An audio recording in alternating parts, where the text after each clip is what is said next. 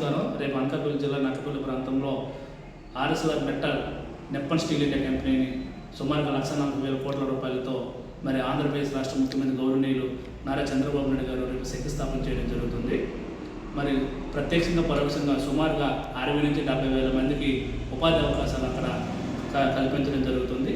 ఏదైతే ఎలక్షన్ మేనిఫెస్టోలో చెప్పారో సుమారుగా నిరుద్యోగులకి 20 నుంచి 25 లక్షల ఉద్యోగాలు మరి ప్రభుత్వ ప్రైవేట్ రంగాల్లో కల్పిస్తారని మాట ఇచ్చారు. ఆ మాట ప్రకారమే ఈరోజు ఆంధ్రప్రదేశ్ రాష్ట్ర ముఖ్యమంత్రి నారా చంద్రబాబు నాయుడు గారు, అదేవిధంగా ఉప ముఖ్యమంత్రి పవన్ కళ్యాణ్ గారు, మరి విద్యాశాఖ మంత్రి నారా లోకేష్ గారు మరి నిరుద్యోగుల పట్ల ఈ ఉద్యోగాలు అనేవి కల్పించడం అనేది నిజంగా ఏదైతే మాట ఇచ్చారో మాట ప్రకారం నిలబెట్టుకున్నందుకు నిరుద్యోగుల తరపున మరి ప్రత్యేకమైన ధన్యవాదాలు తెలియజేసుకుంటున్నాం.